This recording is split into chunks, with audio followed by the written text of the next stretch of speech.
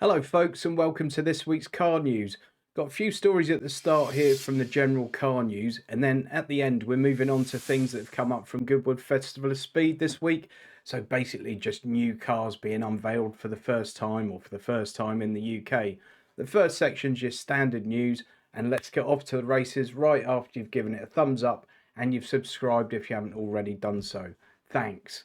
So this is all over the news today. Toyota have had to recall 2,700 of its first mass-produced EVs, their first ever ground-up mass-produced EV. And of course, it's the BZ4X. This is set to be a huge car for Toyota and a huge car in the history of Toyota. And they've had to recall these cars because the wheel can loosen as you're using it to the point where the wheel actually comes off. I don't know how this has happened. I mean, Toyota are famed for quality control and reliability, so it's pretty amazing that this has happened. And Subaru obviously produces basically the same car with a different name, and they're recalling those 403 of those. This is a big deal. As you can see here, Toyota Subaru shares drop on embarrassing recalls of first EVs. This is from Routers. And yeah, it's not great news for them. This should be a huge moment to be celebrated, and instead it's become a little bit of an embarrassment for them. I'm sure people will forget about it and get over it. The good thing with Toyota is when something does happen, they're always very quick to act and do a recall. But obviously with something as serious as this, you've got no choice, have you? But it's a real shame, but it's good to see them acting very, very quickly. If you're one of the people affected by this, I hope you're on the phone to the Toyota dealer right now. Absolutely tragic news here from Shanghai. This news is broken not too long ago at the time I'm recording this, so there may be more information that's come out now, but Chinese car maker NIO has said that two people who were test drivers basically were killed when one of its vehicles fell from the third floor of its headquarters in Shanghai. It appears to have just burst through a window of the building, and one member of staff and a person from a partner company died in the crash, it says. The people who died were inside the vehicle as it fell from the building. NEO says it immediately started an investigation into the incident with cooperation with government officials. Obviously, it could be absolutely anything that's caused this. It could be some sort of malfunction with the car. It could have been something that happened to the driver. We don't know, but you can bet your bottom dollar they will be investigating that very, very thoroughly. And that's absolutely tragic. And obviously, thoughts go out to anyone affected by that. Okay, so happier news here. New electric MG Cyberster Roadster to take brand back to its roots. The all-electric two-seat MG sports car is poised to follow the likes of the MG TF and MGB. There we go.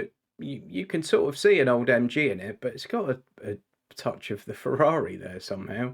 What does it remind you of, folks? Let me know in the comments. And it's got a very nice rear end indeed. There's a bit of speculation in there as to some of the numbers attached to it, but I'm not going to go into those because they are pure speculation, I believe. Okay, the new Ford Kuga facelift spotted ahead of 2023 launch. This again is Auto Express. Kuga has been one of Ford's most popular vehicles in recent times. A little bit of a facelift, not a dramatic one, but I just thought I'd mention it as they're so popular and I know so many of you have ordered them. So again, from Auto Express, fairly self-explanatory sort of headline on this one, but Ford are going to start building electric cars in Valencia, it seems. And they're suggesting that will happen later this decade. Now, staying with Ford for a minute, I sort of hinted that possibly this might happen, I think last week's video or the one before. End of the family car is also likely to mean the end of Ford production at the Saarlouis plant in Germany. Sorry for that abysmal German pronunciation. Production of the Ford Focus will end in 2025 as Ford pivots its attention to electric vehicles, the company has said. So we're seeing this happen a lot at the moment on smaller cars. It's a bit of a pivotal moment for these cars because the companies are probably now looking at it and thinking, well, we don't want to develop a new one because a petrol diesel car, we're only going to be selling for another 10 minutes. And the cost of actually redeveloping a platform for an electric vehicle for certain size cars that are only going to bring in so much money is probably not quite as attractive as it could have been. The Kuga is outselling the Focus massively at the moment, so you just think, well, they're going to develop an electric platform for the Kuga. Possibly another car will come out to replace the Focus at some point, but obviously they're going to retire that name for a little while. So sad news, the Focus has been a good car for a lot of people over the years, but it appears to be coming to an end.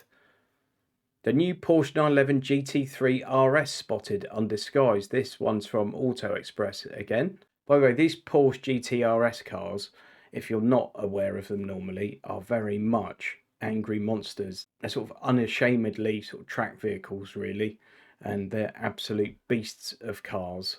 So the RS will use the same naturally aspirated 4-litre flat 6 engine as the GT3, but as with previous RS models, power is expected to increase marginally. That said, the unit's already at the limit of its development, so it's likely that most of the new car's performance increase will come from its advanced aerodynamics and tweaked suspension, probably a bit of weight loss as well, which I could probably do with. It looks like they're going to start about 150 grand, so I best get my name down now. Polestar to raise nearly 700 million in stock listing this week. Volvo-controlled EV brand Polestar will go ahead with its stock listing in the US via SPAC method this week, despite a sustained decline in share values for EV startups. The brand will merge with special purpose acquisition company Gores Guggenheim, which has already been listed on the stock market in advance. Expects to begin trading under the PSMY ticker on Friday the 24th of June. Startup EV firms are plunging at the moment. Their stock prices are not good. Certainly those people that have got a few quid invested in Rivian have seen that drop dramatically. So it's difficult to say what will happen. What I will say, having just seen loads of Polestar stuff at Goodwood Festival of Speed, they're putting a really strong foot forward and they're catering to different parts of the market. And a lot of EV startups seem to come to market with one car, and Polestar have got a very strong lineup coming. And yeah, I don't know. Let's see what happens. Right, on to Goodwood Festival of Speed. I have done a pretty rubbish video about Festival of Speed. I went on Thursday with my mate John. There's a link to the video up there, so do check that out. I'll put a link at the end of this news as well. But lots and lots of new stuff was shown there for the first time. I'm just using Autocar for, I think, all of these stories. New 2022 Range Rover Sport tackles the Goodwood Hill climb. I'm just going to whiz through these, by the way. There you go, there's a new Range Rover Sport. Porsche reveals retro-style Porsche 911 Sport Classic. We did get up close and personal with this thing, and it is a bit of a beauty. It's about 210 grand, though, before you've put any options on it. But it is a fine-looking specimen. And check out that interior. Bit of houndstooth for you, sir. Oh, we're only making 1,250 of those, and deliveries start in July. The new Renault 5 makes its inaugural UK appearance at Goodwood. This and the Fisker Ocean were both shown, but unfortunately they were on a platform, so you couldn't get sort of really up close and personal, and you couldn't have a poke around inside, which was a great shame. This is a very cool looking thing, but it is a bit futuristic looking. It looks like someone said, you know, draw a car that looks like the future, and I prefer it when things are not quite as obvious. It is a gorgeous looking car, in fairness. I just prefer something a bit more sensible. I'm sure when the production model comes out it will be more sensible, but as a concept, you know, this is a bit of design, isn't it? Alpine is also working on its own version of the 5, which will arrive shortly after the standard car, using the same 215 brake horsepower powertrain as the Megane E-Tech Electric. So that could be a nippy little fella. Not too much else about the car in there, to be fair. Just a bit of speculation. New 2022 Fisker Ocean makes UK debut at Goodwood. There it is. Certainly, I mean, I sort of stood there and stood here, and it certainly looks very, very nice. When you can't sort of open the doors and have a poke around, it is a little bit frustrating, in all fairness. But it's quite a funky looking SUV that a lot of people are getting very excited about. So let's watch this space on that one, I guess. New 2023 Lotus Eletre 592 brake horsepower electric SUV stars at Goodwood. I did see that there, but I'm not that massively interested in it, and there were a huge crowd of people around it, so I didn't sort of do too much other than sort of walk by and have a glance. But I suppose it's a good enough looking thing. Do we need a Lotus SUV at the moment? I'm not too sure, to be honest. But there you go, there is one. So it uses exactly the same footprint as the Lamborghini Urus, So it's a large car that caters to demand in China and the US, they're saying here, which are two crucial car markets. It looks like they're targeting a start price of under 100 grand, but we'll have to wait and see, won't we? And they're basically saying that with electric SUV from a premium sort of sports brand, it doesn't really have any rivals at the moment, possibly the Taycan Gran Turismo, but this thing's going to be a lot larger than a Taycan Gran Turismo. Genesis GV70 makes its debut at Goodwood. They did have the GV60 there as well. I'm not going to be getting one of those loaned to me because they're in short supply, evidently.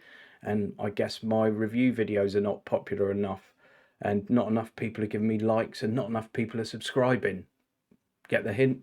So yeah, unfortunately Genesis are not going to be lending me a GV60 at the moment. I've had pretty much the whole range apart from the GV70 actually. It was good to go and have a poke around in one of those. Obviously it's just an electrified version of the standard car. 482 bhp and 310 miles of range. 0 to 62 in 4.5 seconds. I think the Genesis cars are going to be very well suited to the EV transition. One thing you can say about them is the diesel engine's not particularly refined in what are otherwise a really refined set of cars. The petrol engines are great, but they're massively thirsty. I think they'll do really well with electric power. I have to say as well, Genesis really had spent some money at Goodwood and have done their sort of brand recognition the world of good with their display there, I would say. For those worried that it might be going the way of Infinity at some point in the future and just disappearing, I don't think it's going to happen because I think the product is so good. I think they've got their marketing ducks in a row. The Polestar 02 high-powered electric roadster presented at Goodwood. So I did see this. It was in a sort of little cordoned off area, and I didn't go and have a poke around because there were so many people there. But it's a very good looking thing. A very good looking thing indeed. Look at that. The rear end there looks not dissimilar to that MG that we had sort of at the start of the news. I really do like the look of this thing. It looks to me like sort of an evolution of a Lambo almost. I think that's a gorgeous looking car. So they're saying this will be their future sort of hero car, Polestar's future hero car. It's got some absolutely crazy technology. Check this out. The O2 also contains a novel feature, an autonomous cinematic drone developed by Hoco Flow, which can be deployed when the car's moving to record driving sequences. An aerofoil behind the rear seats raises with the roof down to create a calm area of negative pressure that will allow the drone to launch while the car is moving, and it can follow the car at speeds at up to 56 miles an hour. I mean, that's absolutely bananas. Imagine my life with one of those. I could actually make some decent videos for once. It's incredible. Again, it's a really good article, but not lots of numbers in there, and I guess if they did have any, it would be nothing but speculation right now. The Polestar 5 arrives at Goodwood with 874 brake horsepower. Now, I did get up close and personal with this, but you couldn't poke around inside, and obviously it didn't have much going on inside, and it's still a bit disguised there. There you go, you can see the interior there, but it's very sort of bare, sort of prototype spec. So powertrain development is still ongoing, but it's confirmed it's aiming for a power output of 874 bhp with 663 foot-pound of torque. It makes use of two electric motors attached to the front and rear, connected to 800-volt architecture. The Lucid Air made its UK debut. Obviously, Lucid has been around in the US for a little while now, and in some other markets. It's coming to Europe now, but no plans just yet that I'm aware of for it to come to the UK. Cars like me are getting fatter by the day, but this is a large one, but it's very, very luxurious. So what they're saying here is that although the UK launch of the Lucid hasn't been sort of confirmed yet, someone very close to Lucid, obviously a member of staff, has told them that the right-hand drive version has always been in development, and it's expected that that will be announced towards the end of this year, ahead of deliveries in 2023. Lucid's also confirmed that it's developing an even more powerful version of the Air that neatly packages not one but two power units, and it's going to have something called a megawatt rear axle, which is thought to produce as much as 1341 bhp. There's no official confirmation about how much power the tri-motor Super Air will produce, but it's a safe bet it'll be upwards of 1600 horsepower. That should easily have it match the Tesla Model S Plaid's claimed 0 to 60 sprint time of 1.9 seconds. Things are getting crazy, aren't they? I mean, do we need 600 horsepower cars on the road? I don't know. I mean, it's amazing, but I don't know if we need to have them on the road in the UK, really. Great for a track, though. And then finally, the M3 Touring was announced and shown, and it went up the hill. 503 brake horsepower, 3 Series estate, basically. 0 to 62 in 3.6 seconds. And there it is. I don't think there's much more to say about it. If you haven't seen that Goodwood video, do go and check it out. It's not my finest hour by any means, but have a look. Why not? It's Sunday, for God's sake. And please give the video a thumbs up, and please subscribe if you haven't already done so. And thank you again to the people that have bought me a coffee in the last week. I really, really do appreciate it. And for those of you that subscribe and buy me a coffee every month, I love you and I want to have your babies. Thanks ever so much. See you next time.